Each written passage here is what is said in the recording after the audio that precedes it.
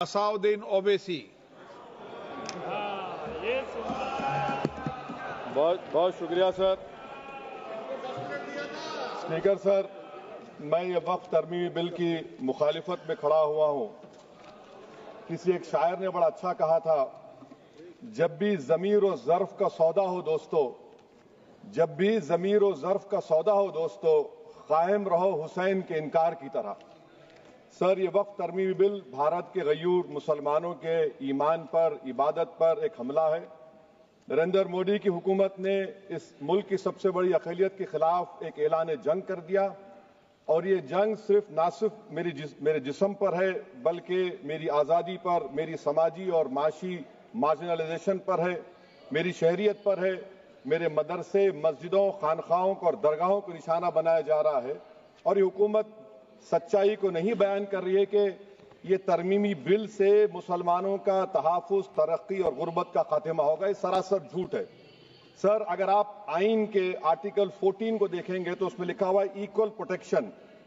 अब आप देख लीजिए सर कि हिंदू, सिख और जैन को और बौद्ध को उनके एंडोमेंट में तहफ़्फ़ुज़ मिलेगा, क्योंकि उनका एंडोमेंट बाय यूजर बरकरार है और उनका एडमिनिस्ट्रेशन उनके हाथ में होगा कि गैर हिंदू या गैर उनके मजहब का आदमी दान भी दे सकता है उनके लिए, और एंडोमेंट बोर्ड का तहफ़्फ़ुज़ भी मिलेगा, क्योंकि उसके ऊपर ओवरराइडिंग क्लॉज अप्लाई नहीं होगा, लिमिटेशन का कानून उस पर अप्लाई नहीं होगा। उसके बरक्स ऑपोजिट आप देख लीजिए, मुस्लिम वक्फ को वक्फ बाय यूजर निकाल दिया गया। एक मुस्लिम वक्फ की जायदाद पर कब्जा होगा, लिमिटेशन लगेगा तो जो एनक्रोचर है, जो खाबिज है, वो रातों रात मालिक बन जाएगा और एक गैर मुस्लिम वक्फ बोर्ड को एडमिनिस्टर करेगा। ये आर्टिकल 14 के इक्वल प्रोटेक्शन का वायलेशन। अब आर्टिकल 14 में सर इक्वालिटी बिफोर लॉ भी है, और उसका कैसा वायलेशन हो रहा है कि कोई आर्बिट्ररी स्टेप नहीं ले सकता और कोई भी ऑफिशियल किसी भी तरीके से गलत आर्बिट्ररी फैसला नहीं लगा। यहां पर आप एक डेजिग्नेटेड ऑफिसर को रखकर वो फैसला लेगा कि ये जायदाद वक्फ की है, गवर्नमेंट की है। क्या ये प्रिंसिपल्स ऑफ नेचुरल के खिलाफ नहीं है, जिसका तकर्रुर एग्जीक्यूटिव करती है? ये हमारे theory of separation of powers, Bharat के आइन का बेसिक स्ट्रक्चर का हिस्सा है। क्या इसका वायलेशन नहीं है? सर, आर्टिकल 25 का वायलेशन कैसे है कि आप मुसलमानों से वक्फ बाय यूजर छीन रहे हैं और फिर आप कर्ब कर रहे हैं वक्फ वाल औलाद को, मगर वहीं पर दूसरे धर्म के मानने वालों को उनके मजहब पर चलने की पूरी इजाजत है। लफ्ज जो आर्टिकल 25 में इस्तेमाल हुआ सर, वो इक्वली एंटाइटल्ड, यहां पर मुसलमानों के इक्वल एंटाइटल्ड नहीं हो रहा। अभी हम गृह मंत्री का, वजीर दाखिला का यहां पर उनका हमने तकरीर सुनी, यहां पर वो ये कहते हैं, वजीर दाखिला, शायद वो कटमुल्ला की जबान ना कह दें, वजीर दाखिला कहने पर वजीर दाखिला ने अपने बयान में कहा कि बोर्ड और काउंसिल जो होगा वो माने वक्फ इस्लाम से अलग है। सर, अगर ये बात सच है आपकी, तो फिर आपको एक कानून बनाने की जरूरत ही नहीं है। आप एक नॉन स्टैट्यूटरी बॉडी बना दीजिए। ये जो कानून बन रहा है ना सर, ये आर्टिकल 26 इसका सोर्स है, और आर्टिकल 26 जब इसका सोर्स है तो आर्टिकल 26 का ABCD क्या कहता है कि रिलीजियस डिनोमिनेशन को अपने मजहब के अफेयर्स खुद चलाना, मूवेबल इमूवेबल प्रॉपर्टी को लेना और एडमिनिस्टर करना। जब हिंदू धर्म को, बौद्ध धर्म को, सिखों को यह राइट दिया गया है, तो आप कैसे मुसलमानों से छीन रहे हैं? तो यह आर्टिकल 26 का ग्रेव वायलेशन है। तो सर, अब वक्फ बाय यूजर का मामला देखिए, मिनिस्टर साहब ने कहा कि एंक्रोचमेंट हो रहा है, 17,000 एंक्रोचमेंट हुए हैं। तो यही नरेंद्र मोदी की हुकूमत ने 2014 में उस वक्त के मंत्री ने एक Waqf properties eviction of unauthorised occupants bill को इंट्रोड्यूस किया। आपने विड्रॉ कर लिया 2024 में उसको। क्यों विड्रॉ किया सर आपने? जब आप मान रहे थे कि एंक्रोचमेंट हो रहा है तो आपने बिल को विड्रॉ कर लिया। अच्छा सर, अब वक्फ बाय यूजर को आपने निकाल दिया, माने कंडीशन क्या लगाए कि अगर उसमें डिस्प्यूट होगा और गवर्नमेंट प्रॉपर्टी होगी। सर, डिस्प्यूट तो है। मिसाल के तौर पर मोहिबुल्लाह साहब जिस मस्जिद के इमाम है, पार्लियामेंट के सामने मस्जिद है सर, 123 प्रॉपर्टीज में मस्जिद है, डिस्प्यूट चल रहा है। कल कलेक्टर या डिस्ट्रिक्ट ऑफिसर बोलेगा कि भाई साहब ये गवर्नमेंट प्रॉपर्टी है, स्टिकर लगा दिया जाएगा, मस्जिद बंद गवर्नमेंट प्रॉपर्टी हो गई, होगी ना सर। अब ये बताइए, आप जब से यहां पर पूरे बीजेपी रूलिंग पार्टी हमको ज्ञान दे रहे हैं कुछ नहीं होगा, कुछ नहीं होगा, मैं दलील के साथ बता रहा हूं आपको। ये मस्जिद दिल्ली गवर्नमेंट बोलती हमारी है, वक्फ दिल्ली वक्फ बोलता हमारी है, तो सर वक्फ बाय यूजर, अगर मैं अपनी गवर्नमेंट के खिलाफ वक्फ बोर्ड वक्फ बाय यूजर इस्तेमाल नहीं करेगा तो क्या है सर। अच्छा, ये अमेंडमेंट जब हो जाएगा तो मुझे कहने दीजिए सर, सिर्फ प्राचीन मंदिरों की इबादत होगी, मस्जिदों की नहीं होगी। अब सर आप आ जाइए, अगर डिस्प्यूट मेरा एंशिएंट मॉन्यूमेंट से वक्फ का, एक मिसाल दे रहा हूं, दिल्ली में 172 वक्फ प्रॉपर्टीज एएसआई कंट्रोल में है, मैं तो हार ही गया वो, क्योंकि मेरे पास डॉक्यूमेंट नहीं है। आप कह रहे हैं कि डॉक्यूमेंट चढ़ाओ, अगर मेरा गवर्नमेंट से डिस्प्यूट चल रहा है मैं तो क्लेम ही नहीं कर सकता, क्योंकि आप जज बनेंगे, आप ही फैसला करेंगे, और जब तक आप फैसला नहीं करते वो वक्फ की प्रॉपर्टी नहीं होगी, वो प्रोविजन डाल दिया आपने। अच्छा, अगर मेरा डिस्प्यूट एनक्रोचर से होगा सर, तो एनक्रोचर में तो आपने तो 107 को डिलीट कर दिया, आप रातों रात खाबिज को, एनक्रोचर को मालिक बना रहे हैं। सर मैं ये पूछना चाहता हूं आपके जरिए हुकूमत से, एक मुंबई में एक बहुत बड़े दौलतमंद है, खोजा बरादरी का यतीम खाना था, उन्होंने 2004 या 5 में 22 करोड़ में खरीद लिया। वो केस सुप्रीम कोर्ट में, क्या आप उनको मालिक बनाना चाहती हैं लिमिटेशन एक्ट अप्लाई करके? हमको बताइए, हम जानना चाह रहे हैं। और सच्चर कमेटी ने सर 2007 में कहा कि दिल्ली के 123 प्रॉपर्टीज की मार्केट वैल्यू 6000 करोड़ की है। आज हम 2025 में आ गए, क्यों आप उन प्रॉपर्टीज के खिलाफ पड़े हुए? 1976 में उस वक्त के वजीर आजम इंदिरा गांधी लेटर दिखा, इसको आप दे दीजिए, मगर आप उसको मानने को तैयार नहीं है। तो सर और एक जो झूठ फैलाया जा रहा है, management empowerment efficient development, sir this bill takes any management from the hands of Muslims, disempowers the waqf in comparison to any other stakeholder, takes away the efficiency of administration and hampers development. Waqf disempowerment in the name of efficiency, inefficiency is being created. The progress of development from pre-independence till today is sought to be destroyed. Sir अभी हमारे home minister साहब ने फजल पुकाया case का जिक्र किया। Sir मैं आपसे गुजारिश करूंगा कि होम मिनिस्टर जरा अच्छे लोगों को रखकर इंफॉर्मेशन ले।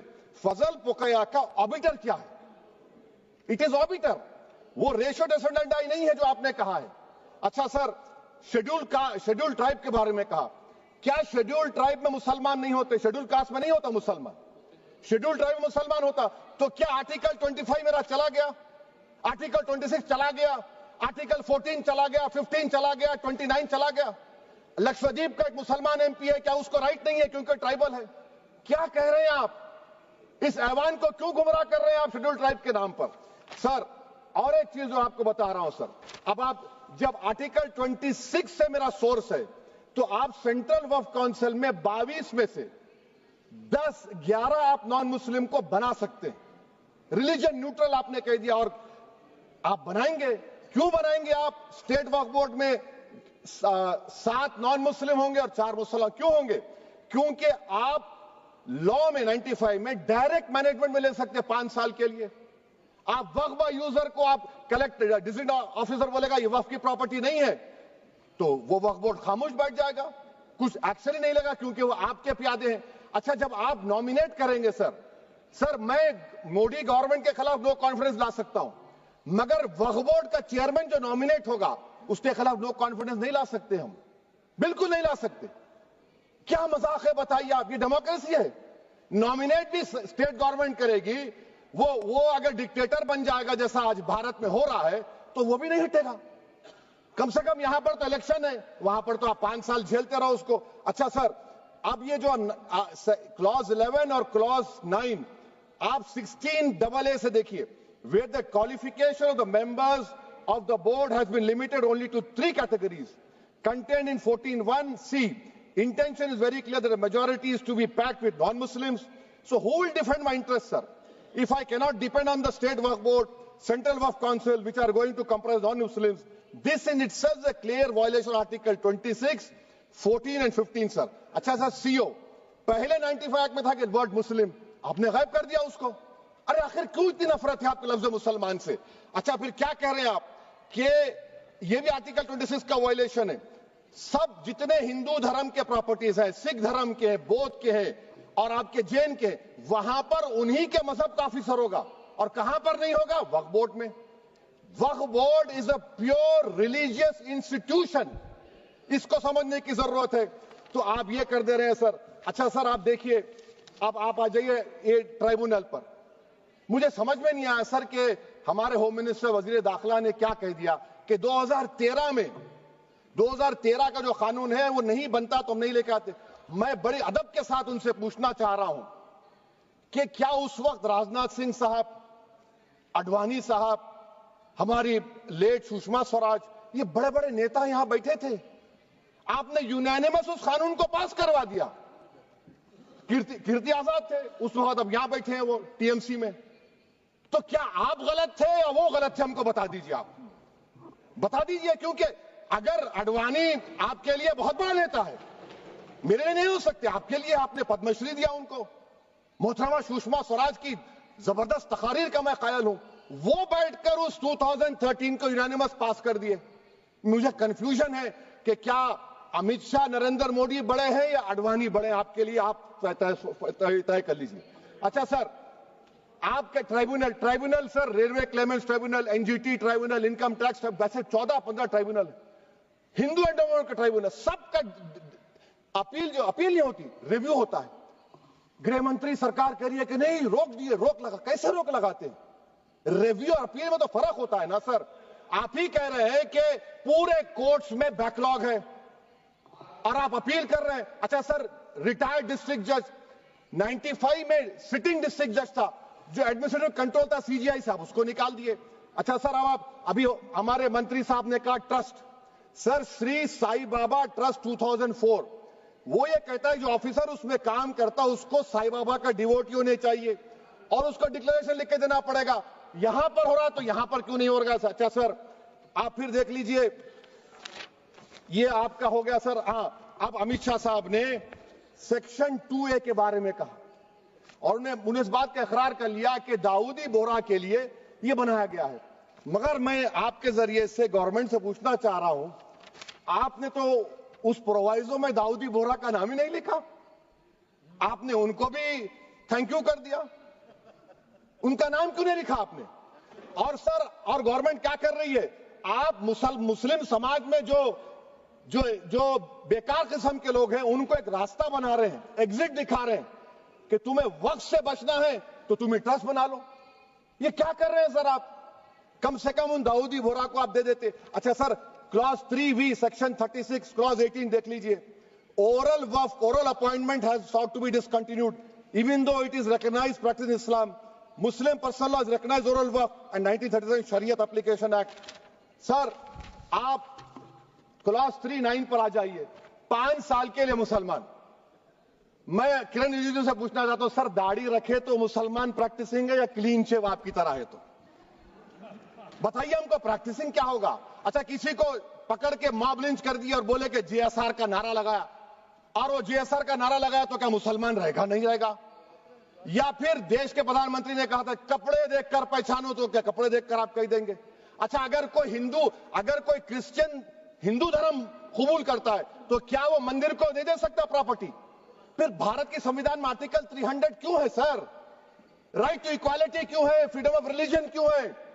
5 साल कहां से लाएंगे? अच्छा सर, और एक चीज सर, और एक चीज मैं आपको बोल के खत्म कर दूंगा सर। इस बिल में वक्फ औलाद का सर, इसमें आप देखिए clause 432, the creation of waqf al-awlad shall not result in denial of inherent rights to heirs, including women heirs or the waqif or any other right of person. Sir, ये article 25 का violation है, शरीयत application act 37 का violation, article 300A का violation है। अच्छा, हिंदू धर्म में सेल्फ एक्वायर्ड प्रॉपर्टी को एक हिंदू, अब उसके फर्ज के 2 बच्चे हैं, वो एक को अपनी पूरी दौलत दे सकता है, कोई रोक टोक नहीं है। वो कहेगा नहीं मैं घर के बच्चों को नहीं दूंगा, मोहल्ले के गरीब को दे दूंगा, वो भी कोई रोक टोक नहीं है। वहां पर आपको बच्चों की फिक्र नहीं है। जब मैं अपनी प्रॉपर्टी को अल्लाह को मालिक बनाकर दे रहा हूं, आप कह रहे बच्चों की फिक्र नहीं है। इतनी मोहब्बत आप बिल्किस बानो से दिखा देते तो आपके लिए दुआएं देती आपके लिए। तो सर आप दूसरी बात आप देख लीजिए सर, आखिरी बात कहकर मैं अपनी बात को मुकम्मल कर रहा हूं सर। नहीं खैर मैं मुकम्मल कर रहा हूं, स्पीकर साहब बहुत टाइम दे दिए। सर आप देखिए इसमें अमित शाह साहब बोले कि इतनी प्रॉपर्टीज का कब्जा हुआ, चोरी हुई, ये हुआ। सर क्लॉज 2652A सेक्शन, अगर कोई प्रॉपर्टी बेचता है 2 साल की सजा थी, आपने क्या कर दिया उसको 6 महीने कर दिया। नॉन बेलेबल था, आपने बेलेबल कर दिया। सेक्शन 40 की बात करते हैं, सेक्शन 40 में सर हमको जो ज्वाइंट वर्किंग कमेटी का जो नोट्स दिए उसमें मिनिस्ट्री ऑफ माइनॉरिटी अफेयर्स ने कहा कि 30 साल में 515 केसेस सेक्शन 40 के और सिर्फ 8 लोग कोर्ट को गए। वक्फ यूजर का कानून तेलंगाना आंध्रा में है, सेक्शन 40 का कानून तमिलनाडु 63 है, आंध्र प्रदेश में 43 है।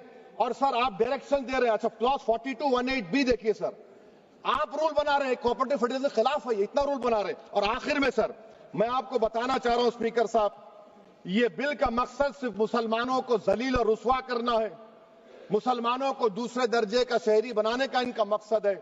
सर अगर आप हिस्ट्री को पढ़ेंगे तो महात्मा गांधी उस वक्त के व्हाइट अफ्रीका में सफेद फार्म अफ्रीका के कानून को महात्मा गांधी ने कहा था कि ये मेरा कॉन्शियंस इसको मानता नहीं है, मैं इस कानून को कबूल नहीं करता हूं। तो महात्मा गांधी ने क्या किया, उन्होंने उस कानून को फाड़ दिया। तो मैं गांधी की तरह इस कानून को फाड़ता हूं, ये अनकॉन्स्टिट्यूशनल है सर। इस देश में झगड़े पैदा करने का काम बीजेपी करना चाहती है मस्जिद और मंदिर के नाम पर, इसीलिए मैं इसका कंडेम करता हूं। और मैं आपसे गुजारिश करता हूं कि मैंने अपने 10 अमेंडमेंट दी है, आप इसको कबूल करिए सर, मुझे बोलने का मौका दीजिए और उस पर डिवीजन का मैं डिमांड भी करूंगा। Thank you sir.